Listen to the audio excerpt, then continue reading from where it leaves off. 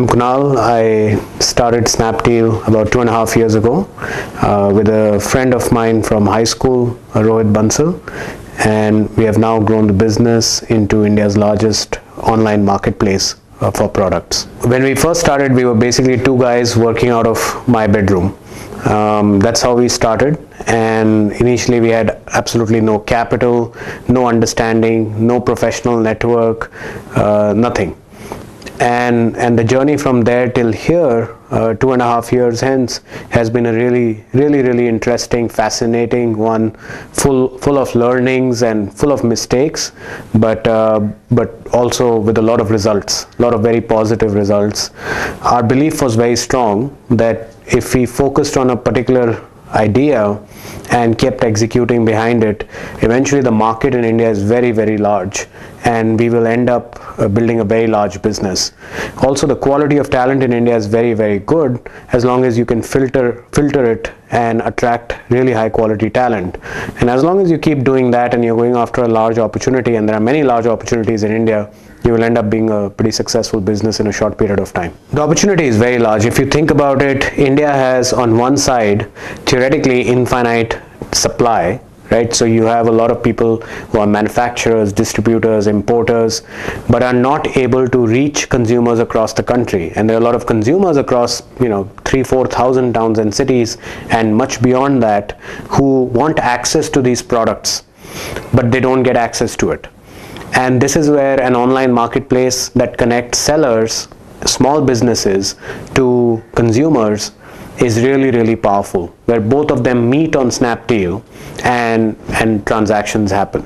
So it's a meeting of demand and supply, which is otherwise not happening. So it actually is helping to create commerce in India. Road ahead is actually a simple road, which is we continue like we have done till now. We continue to innovate, move very fast, attract the best and brightest people, and keep growing the business. Keep adding categories, keep adding unique assortment of products that people can purchase from sellers across the country. For instance, recently various sari manufacturers from Banaras started listing their products on Snapdeal so that they can reach women across the country to buy those products. These silk saris otherwise are not available anywhere else, or they are very expensive if you buy it from most places. So this is actually helping those small businesses as a result, and our mission is very simple: continue to connect these small businesses to the large number of consumers that exist out there, and we'll keep innovating and executing in that direction. There are multiple reasons. First of all, shopping offline is inconvenient in India to a significant extent because of traffic, or in most cases beyond the top tier 1 cities. It's just there is no availability, no significant availability of products that consumers want through offline. So that's one big driver. The second big driver is choice, right? If you come to Snapdeal, we have over 1 million products. Now there is no store which will offer you 1 million products. Now through those 1 million products, there are thousands and thousands of small businesses who can get access to millions of consumers on the other side. We have access to 18 million consumers in India. So it's helping both of those meet in a very efficient manner, which is really what is driving the online adoption by Indian consumers. Also, what has helped is recently, over the last 2-3 years, services like Facebook, Twitter have become very popular in India. Earlier, up till like 3-4 years ago, it was really just email and chatting. There was nothing else. Now there is so much more to do online that people are online a lot more. And because they are online a lot more for social networking, they end up doing other things like coming to a site like Snapdeal and purchasing something. Our single point mantra is just hire the best people. As long as you are able to attract and hire the best people, and you'll still make hiring mistakes, but you make fewer of them, your business will do well. All you need is a good path in a large market and great people. That's really, in our minds, the recipe for success in any industry that you pick. So our view was that we knew that there was a lot of supply and we knew there was a lot of demand. So we knew that if we built a platform that was a seller marketplace for buyers to come and buy, the opportunity was very large.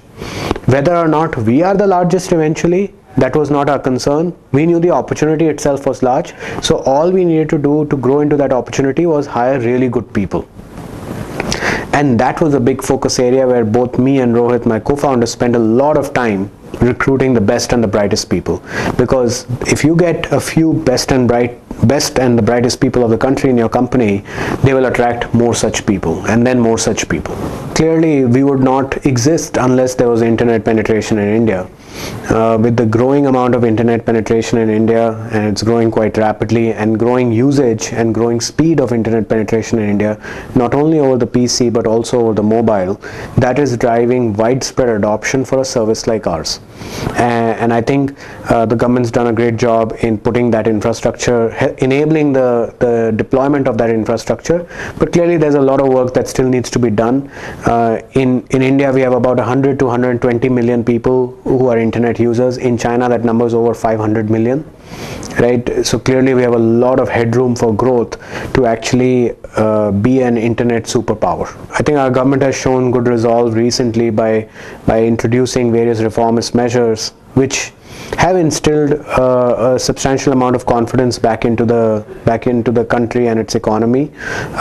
One thing is for sure, that everywhere around the world, whenever I meet global investors, their view of the quality of Indian entrepreneurs is very, very high. Their view is that Indian entrepreneurs are one of the best entrepreneurs in the world.